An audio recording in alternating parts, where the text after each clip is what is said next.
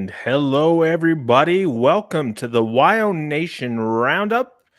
Chad and Brad here with you to talk some Wyoming football. How are you doing tonight, Brad?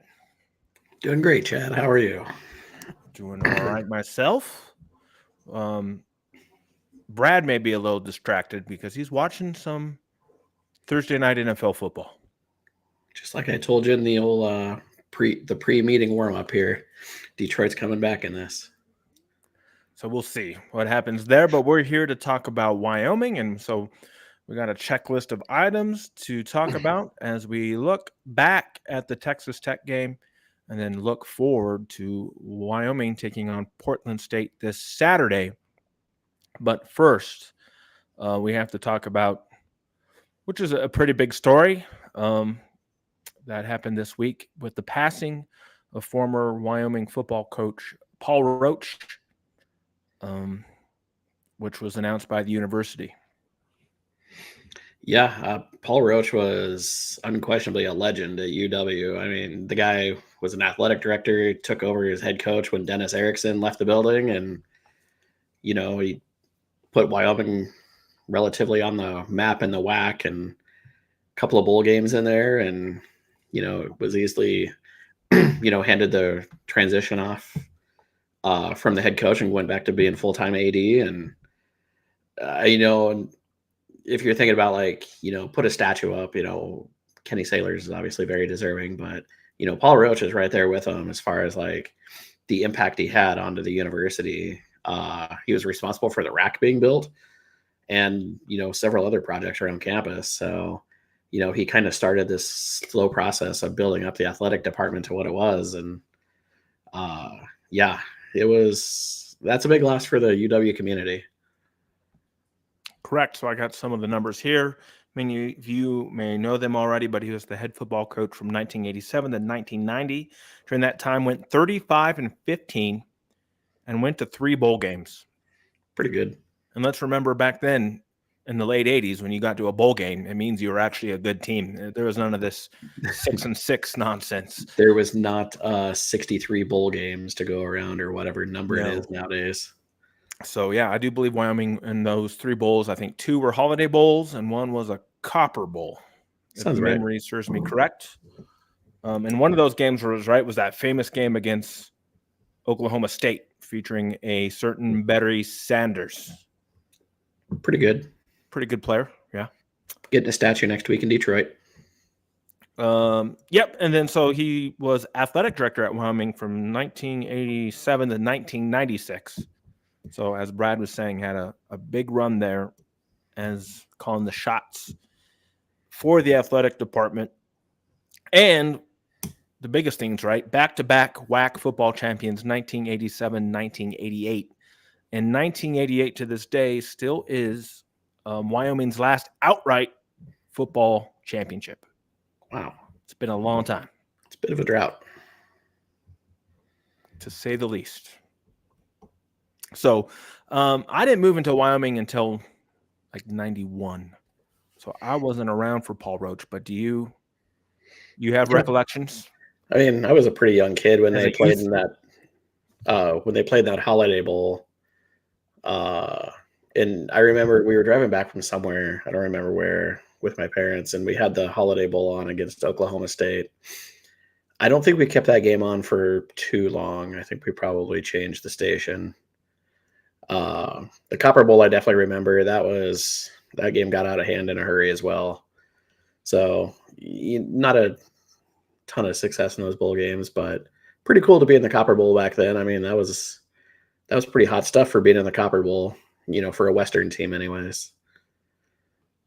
Sure, 100%. So, but no, I like your idea of let's get that going. Let's get a statue of Paul Roach outside the War Memorial. Right outside the rack. Yeah, somewhere over there. I think he deserves one.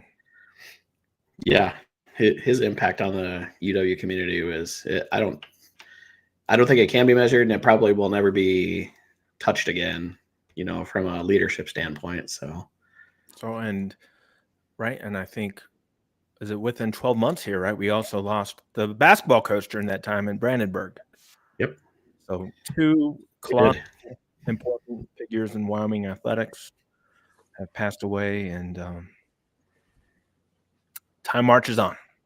Time marches on, as they say. So, all right, well, let's get going to some happier things. Your Wyoming Cowboys are now 1-0 after a season open victory over Texas Tech in double overtime. Your final score: Wyoming 35, Texas Tech 33. Those of you who tuned into the post-game show know my thoughts about this, so we'll kind of let Brad give any observations, any thoughts he wants to give off the bat on the win against the Red Raiders. It was bleak. It was looking pretty bleak there after the first quarter. One of those I think I could probably find something else to do, but you were rewarded if you hung with it. Hopefully most of you or all of you did. And, you got to see kind of what this team was made of right off the bat this year. 17-0 is pretty easy time for a lot of teams to fold, and this team obviously does not fold. I don't think Andrew Peasley probably played his best game, but he is definitely the toughest guy on the field that night. And he did enough to keep the Cowboys to get him back in the game, keep him in the game, and eventually win the game. And, that's an important skill to have as a quarterback. Keeping your team, chins up and marching on. And that's really what they did. And, he was the leading rusher in this game as well. Took a lot of big hits, and we got to see Evan Swoboda a couple times. And luckily, Peasley was able to come back each time and get us that overtime win. Right. So, no, you touched on a lot of things that we'll discuss here. But the big thing is that 17-0 hole. And I saw a tweet today from the Mountain West is Wyoming is the first Mountain West football team to fall behind 17-0 in a non-conference game and win. It's pretty there's sweet. A stat for you. Yeah. It's a pretty big accomplishment considering the type of offense we run, because a 17-0 deficit to Wyoming might as well be 40-0. It's like 28 or 31-0 for most other teams. Yeah. Yeah, this offense is not built for scoring in a hurry or often, and they kind of did both. So that was kind of cool. So, yeah. So the resiliency was there, and that was the big thing that I took away in the post-game show is you could say a lot of things about Craig Bull teams, but they are resilient. They're never going to give up. They didn't give up in this situation, and they got the job done. And also we got to give a shout out to Tom Fornelli here for having to eat it, because he had everybody on Texas Tech on the spread there and lost his shorts, and that was awesome. Really? Okay, I didn't hear about this. Oh, I thought we talked about it last week. No, was he like? Oh, maybe you did. Yeah, you probably did. You probably mentioned it. So was he like betting money? Oh yeah, like he was putting like a ton of money down on. Yeah, Tom Fornelli with CBS. I think he's with CBS Sports. Okay, yeah. Yeah, he was on Pardon My Take talking about take Texas Tech, minus 14, minus 17, minus 19, take them all, and got crushed. Do you think he was betting live? He was probably doing that crazy stuff. When they were up 17-0, he was probably still like, yeah, minus 30, sure. But you know the saying, Chad, good teams win and great teams cover. That's right. I didn't catch. Unfortunately, Wyoming did both. So I didn't. Usually, like if I'm watching a game, I'll kind of keep track of like the live spread, but I didn't in this case. I wonder how high it got.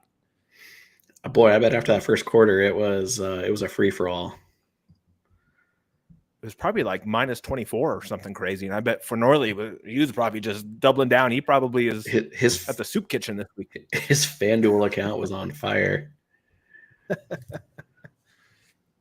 All right. Just a couple of little notes here that I have. Just also some big takeaway. I'll throw in one thing real quick. Shout out to the crowd. The crowd was electric. Oh, yeah.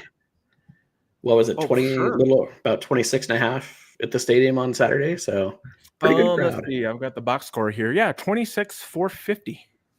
Good crowd. A good crowd, and they were raucous. They were loud and intoxicated.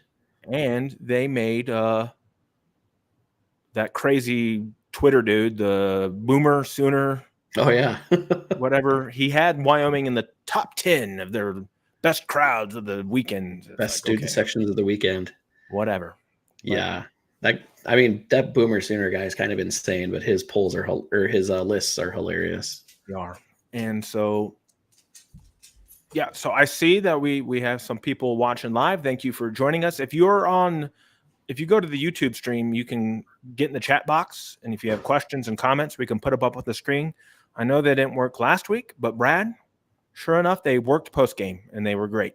That's awesome. So you guys can interact with us, but you have to do it on the YouTube channel, and I think from now on we'll probably try to link that as well on there. When we tweet this out, so you guys know. But if you go to the YouTube, type in WyoNation, it's the same thing. It's at WyoNation on YouTube. So youtube.com/@WyoNation. I'll get you there if you want. If you have any comments, as we are live tonight. All right, just some big takeaways from this game, as then we'll start to look forward ahead here. But right. The big thing for me is one, the defense, right? They're Very like good. you could set your watch to the Wyoming defense. So consistent. I mean, they struggled a little in that first half, obviously, or the first quarter, fell down 17-0. Now, granted, that was 10 points of those 17 were off turnovers. But at first, to me, Brad, it looked like they were either like not quite prepared or they just weren't accustomed to the speed of Texas Tech, but then they adjusted. Mhm. Yeah, they give credit to the Cowboy defensive coaching staff. They saw a problem and quickly remediated it. And Texas Tech didn't score again until what, like the fourth quarter, something like that. You're right. They scored 17 in the first quarter and then score again Didn't score until again till a field goal in the fourth the quarter. field goal that tied the game. Yeah. Yeah. I didn't even realize that. That's a good point. All right, here we go. We got a comment in, and this is David. He joined us on the post-game show. So David says, hey, thanks for the great content, guys. Looking forward to cheering on the Cowboys again this weekend from Tennessee. Yes, sir. Thank you for joining us once again. So, yeah, Brad made a good point. I didn't even notice that. I'm looking at the box score now. But, yeah, they scored 17 points and then score again until, let's see, it had been 41 seconds left in the game. So Wyoming was pitching a shutout there on defense for just about 3 quarters. Yeah.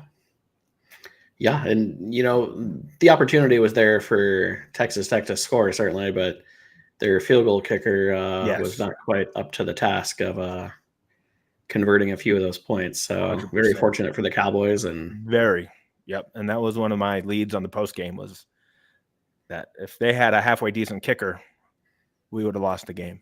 Yeah. Just a fact. All right, other thing here. So offensively, let's talk about this.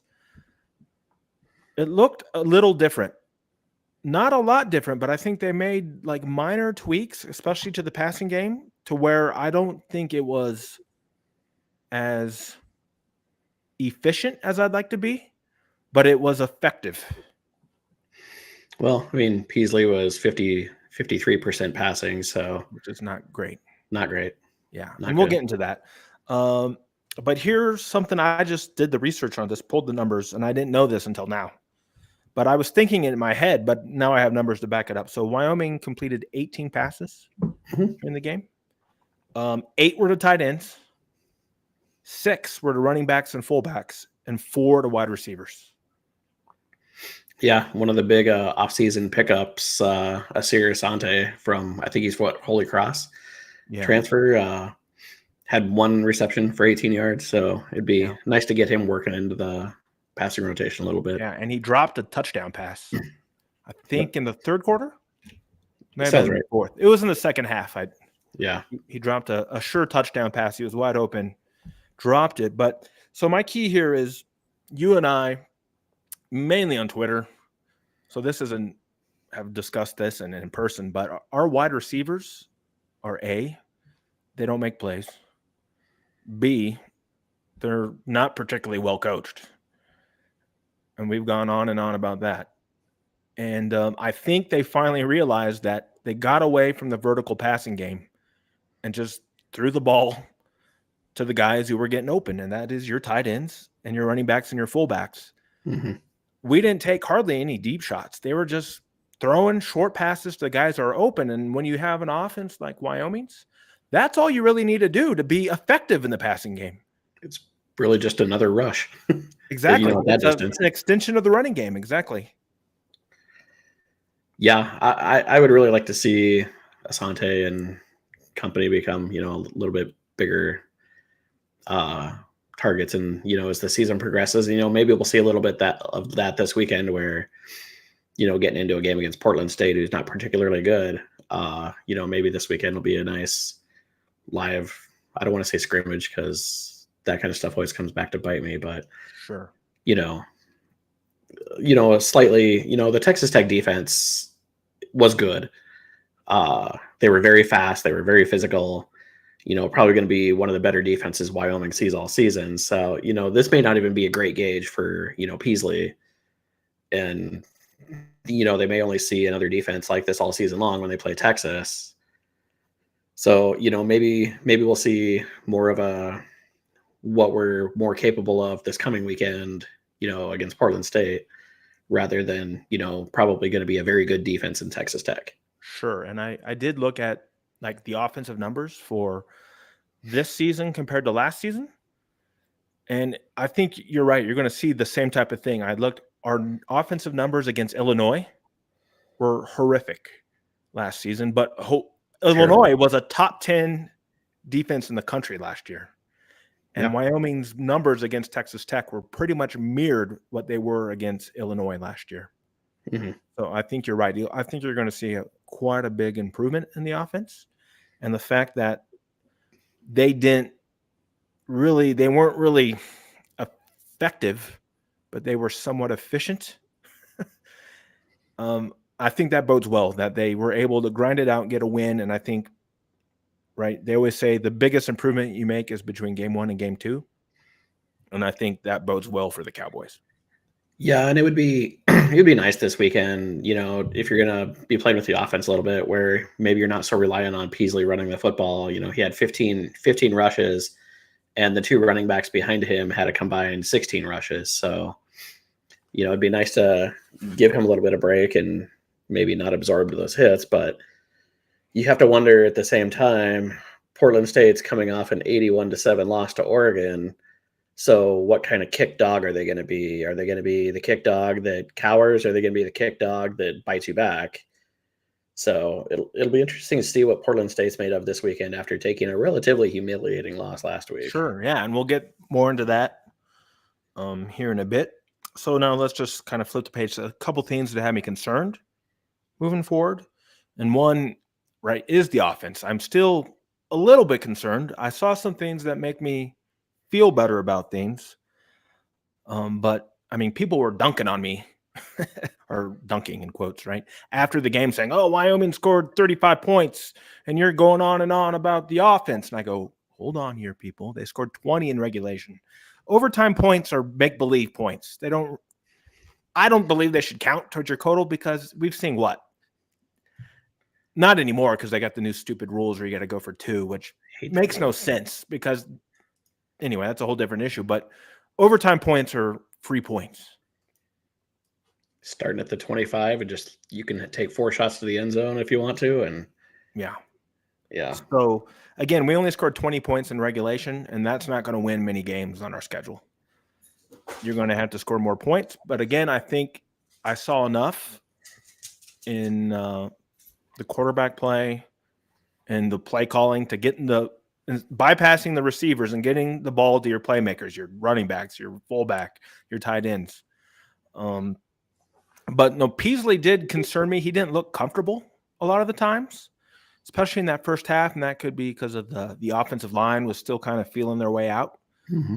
I think they got better as the game went along. But he makes too many easy throws are there where he's throwing off his back foot, which is inexcusable at this level. I don't know how you can allow your quarterback to constantly throw off his back foot at the Division I level. He had a couple of passes that, he's probably fortunate to complete later in the game, kind of going off his back foot sidearm. And, the pressure was getting to him a couple of those times, especially on that last touchdown where he was basically on his back throwing and still completed it for a touchdown. But, Sure. Even when there's time, you got to clean up those passes a little bit because they could quickly be a disaster. Yeah, and he had this situation in the first half where he threw a pick, but we got bailed out by a hands to the face that they had. So it's just stuff like that he needs to clean up, but not to disparage him because, I mean, he's the main reason we won the game. Mm-hmm. And I don't think he's particularly a good quarterback, but he's a football player. And sometimes that's more important when you're in those games. I mean, the guy can play football. He knows football. He's tough. He's a football player. That's a compliment. He's a good leader. But he needs to work on the quarterbacking just a little, and we'll see. I don't know if we have the coaches that could do that because I don't think we have no track record of really developing a quarterback. I mean, they kind of just got lucky. Josh Allen was just, he's Josh Allen.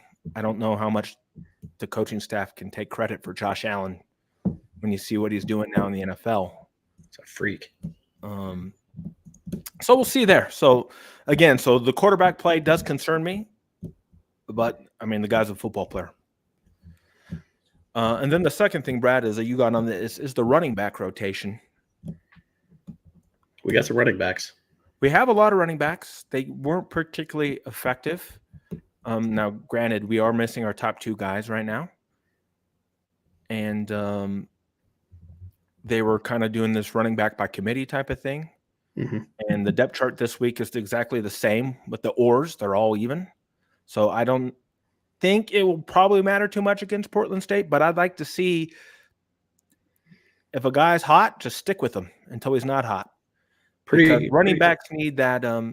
They need that rhythm. Yeah, I'm pretty sure I read earlier this week that Harrison Whaley was practicing, but probably not going to be game time ready yet. So correct. Maybe we'll expect to see him back against Texas.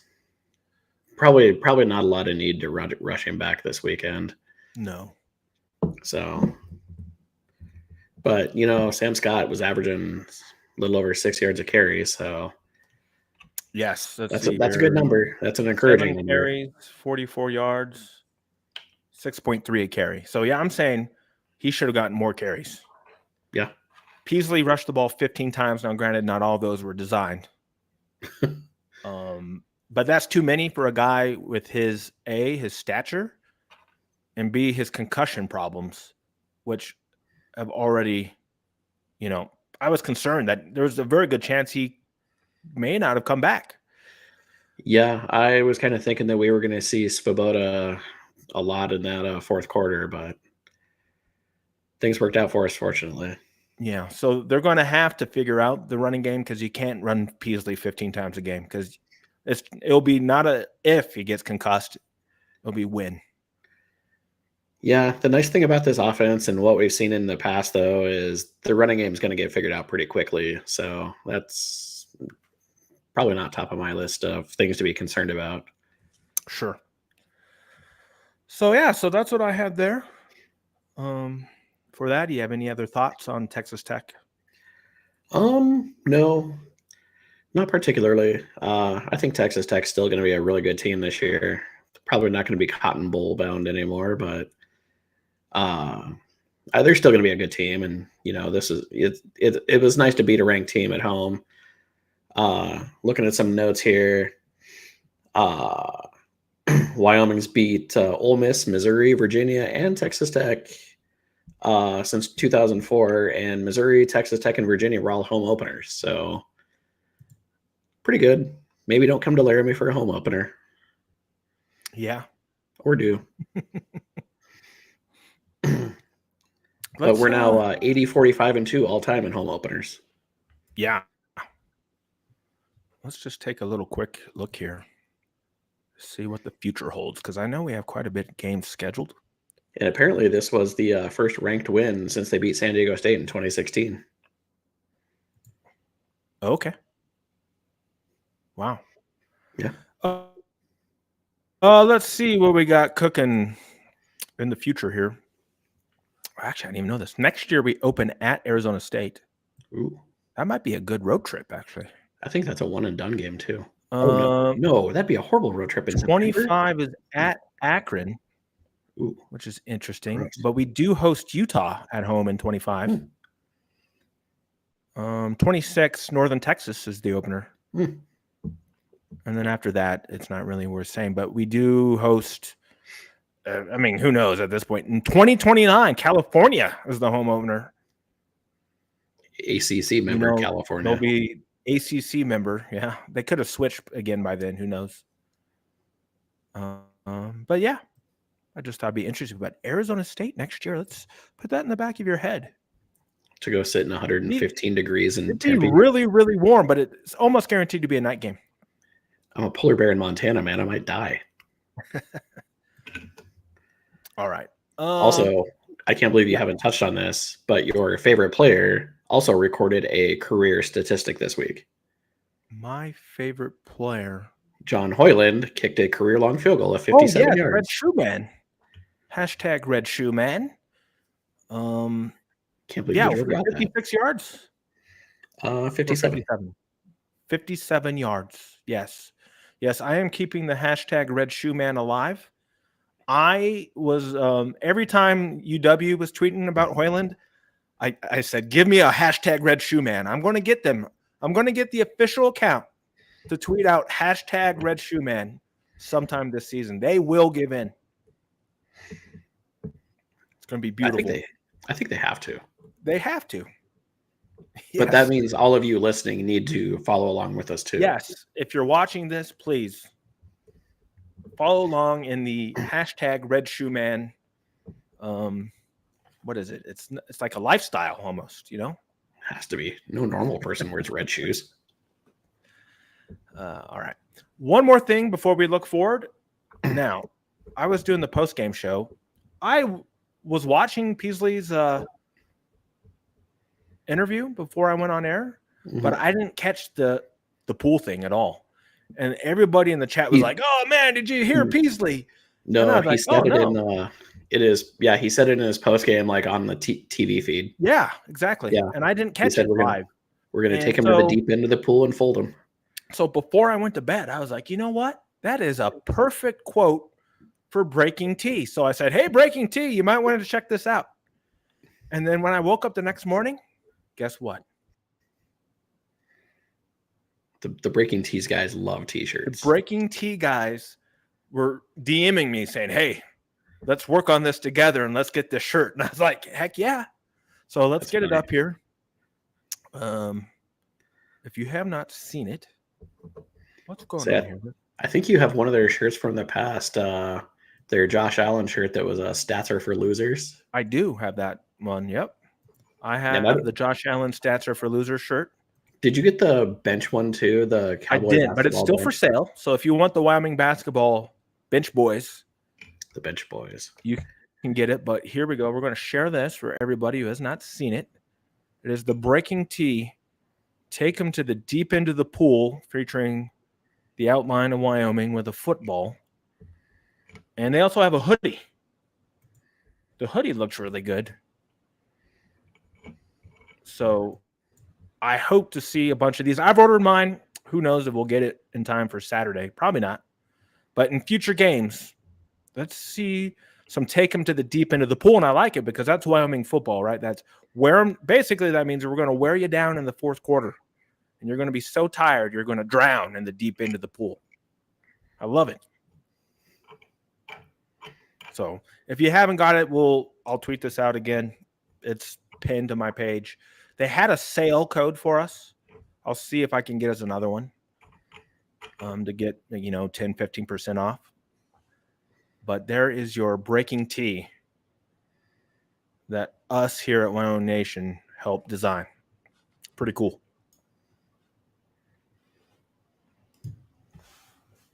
All right, we'll get rid of that. And we'll go back to the big box here. All right. So Portland State. Let's just take a look at something here. Pretty bad loss last week. So the game against Portland State is at home, 2 p.m. at the War. And it's on the Mountain West Network, which you all know you can go to GoWyoming.com and watch it online there. And I think now they were advertising a Mountain West app. And I think a lot of the new smart TVs, you can get the Mountain West digital network on there. So check that out.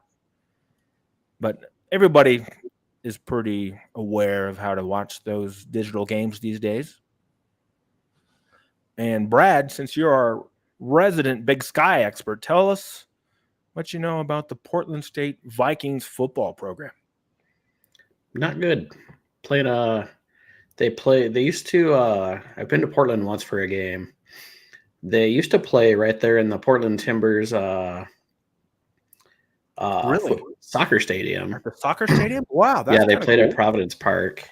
Okay. Then something happened between them and Portland State, and now Portland State plays in this crappy little stadium way the hell out of town in this town called, or this little suburb called Hillsboro, and Okay. it's a high school football stadium next to a Topgolf.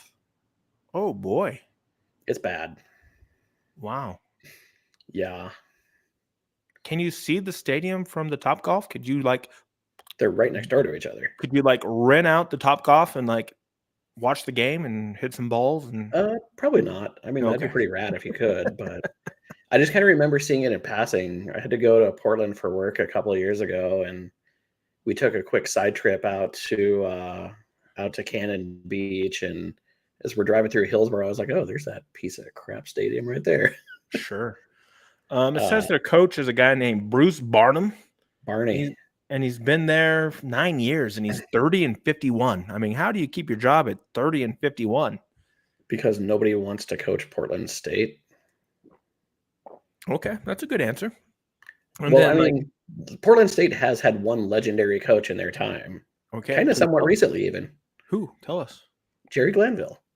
Jerry Glanville. Oh, Jerry wow. Glanville used to be the coach at Portland State, with Mouse Davis as his offensive coordinator. All right. Mouse Davis is one of those Mike Leachy type people. Okay. Yeah, dirtiest team in the Big Sky at the time too. I think they led the league in personal fouls by a pretty wide margin, and they still kind of have that attitude with them. I can tell you that Bruce Barnum is a big fan of Dots pretzels. Okay, they're good. I'm a fan Yeah, too. that's one of his negotiating things when Portland State has to come to Montana is his little locker room thing has to be stacked with Dots pretzels Okay. because apparently they're not a thing in Oregon or something. I don't know. I respect that. Yeah, yeah, it's a good game writer for sure.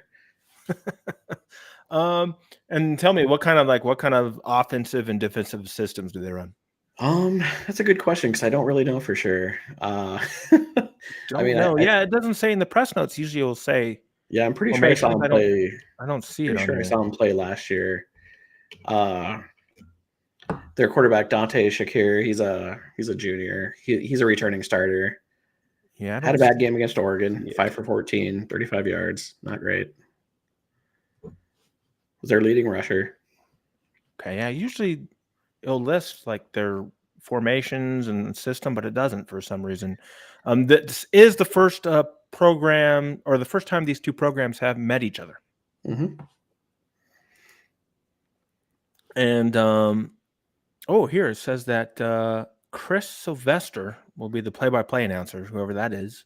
But his color analyst is going to be someone that everybody in Wyoming in this region knows pretty well. How about Jared Petrino? Oh, It's going to be on color. really? Yeah. All right. Okay. Man, there's so many Petrinos out there. I have a hard time keeping track of them. Multiply like rabbits. The whole Petrino family is actually from my neck of the woods up here in Helena. Mm-hmm. Yeah, and I think there's one Petrino that coaches at like MSU or Rocky Mountain College, maybe in Billings. Maybe there used to be one. That's where Chris Stutzreim coaches now too. I'm pretty sure the old Cowboy quarterback. Mm-hmm.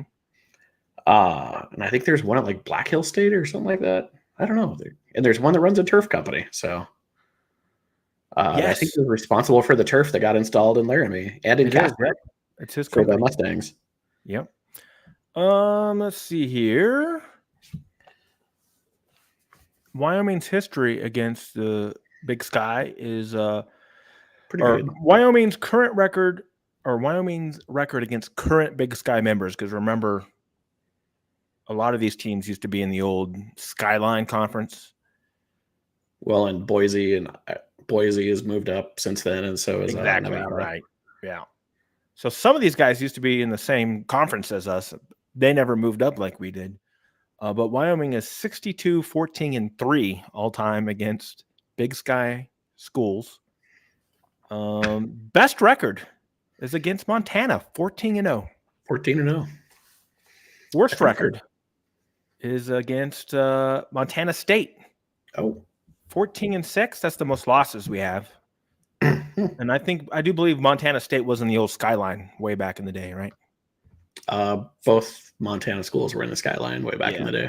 Yep. So that's where those losses come from. Same thing, Northern Colorado, Wyoming's 19-5-3 against them. But they've never played Eastern Washington. That could be fun. We should I get that doubt on it. the schedule. Northern Arizona, we never played. Why not? Oh, Another high altitude school. Why not? We should get them on the schedule. Portland State, this is our first one, and we've never played Sacramento State.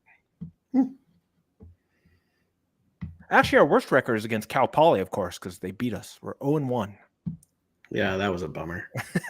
Guess losing to Cal Poly. I still don't know how that happened. I remember I was walking around downtown Seattle that day because I was over there for a wedding, and I remember like just having that game up on my phone, just walking around by the Space Needle. I was like, "This has got to be the stupidest day I've ever seen." Oh boy.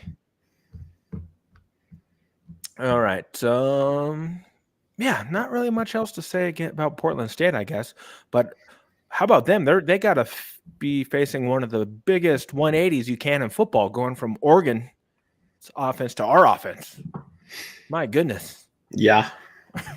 Well, yeah. It's probably not going to be a fun day for him again, I would guess. Probably not going to see 81 points out of the Cowboys.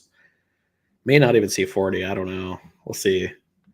Maybe this will be one of those grind down the clock games. I would take like 35-3. Yeah, that'd be cool. 35-10, something like that. That'd be cool. Yeah, I don't know. I haven't even seen a line for this one. I haven't seen one released. I don't know if there's one out. Could you scour the internet and see if you can find that? So I was looking ahead on Portland State's schedule. I don't know if it's relevant or not. Yeah. But they play something called North American next week.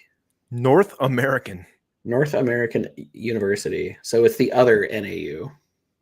North American University. Yeah, I don't even know what that means. Okay. Yeah, you look up the line and I'll look up North American University. It's like a weird Division II school, I'm sure. North American University. It'd be funny if they were like in Central America or something. Oh, here we go. North American University. You want to take a guess on where they're located? Oh, boy. Please be Texas. Oh, there you go. Texas. That's right. Nice. What city? Let's say Lubbock. No, they're in Houston. Oh, wow. North American University is at Houston, Texas. Interesting. Yeah. And they are known as NAU. Yeah. As you said. They're a private university. So annoying. I just logged into my FanDuel account. I don't know anything about their football team. FanDuel doesn't sponsor us, but they really should. Oh, to see if there's a line. I don't know. Yeah, let me look and we'll go to what's the stupid Odd Shark. That's the best place to go. Let's go Odd Shark and see if they got it up. I did a lot of golf. I haven't seen a line using Odd Shark this year. All week. So let's do some on-air live research. NCAA football. Let's go. Matchups and scores. Let's see what we got here. They've redesigned their page. Wow, they used to be black and now they're blue. Be a line on this game. Yeah, I don't think there is. I haven't seen one, but I haven't looked too hard for it. But let's look. Let's see. 4 o'clock Eastern. So that's how they do these. All right, let's see here. Still going. Well, there it is. There is no line. Oh, it's probably not good. Oh, no, there is a line. Oh, no, there is no line. Yep. There's no line on this game. Oh. Maybe we'll get one Friday. Sometimes on these, they wait until the very end. But it tells you if they're not willing to put out a line, it's probably pretty ugly. Of note, Texas Tech is only a 6.5 point dog to Oregon. Okay, but this is pretty funny. They do Odd Shark does have a predicted score for this game. Would you like to hear it? Sure. Portland State 28, Wyoming 23 is what their computer model is spitting out. Oh boy. I don't know how. Oof. Their model has to be drunk beyond all belief. Yeah. But their model says 28-23 now. But I will say, guess what their Odd Shark model had in the Wyoming game? They had Wyoming winning. Oh. By a point. Oh, no. So the Odd Shark did have Wyoming beating Texas Tech last week Oh in no. their computer model, and this week they have us losing to Portland State. Wow, man, I don't think that will happen, but I don't know what kind of computer model they're using to even come up with such a thing. It's very shocking. Oh boy. I'm very confused. Yeah. Yeah, I'm looking at Action Network here, and they don't seem. Yeah, there's definitely not a line. No book has it. No.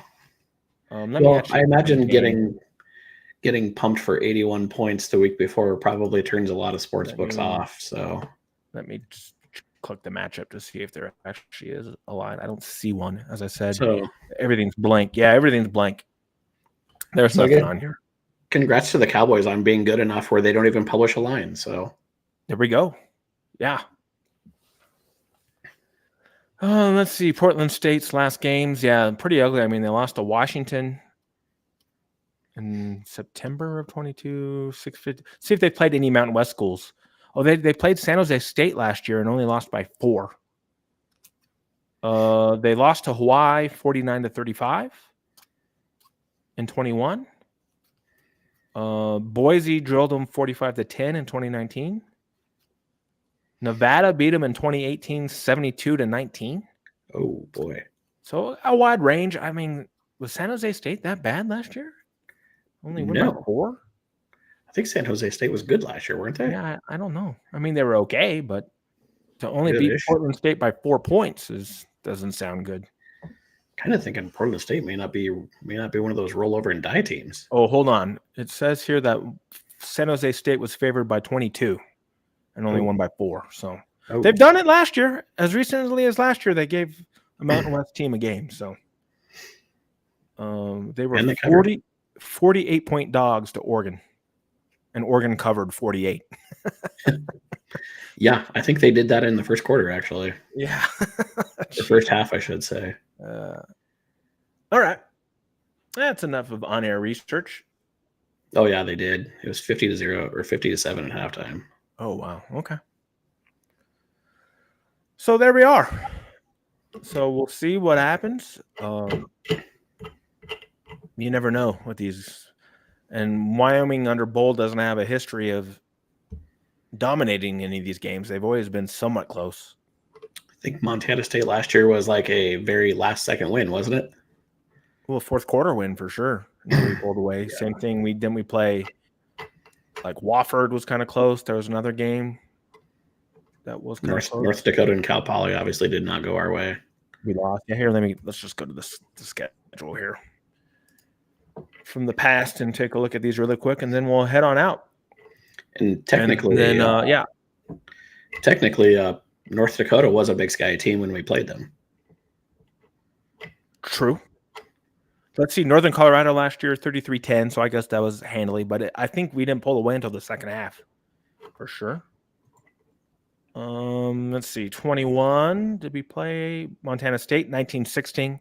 That was near the very end. That was almost a complete disaster. 2020, the COVID year, obviously only conference games. Yep.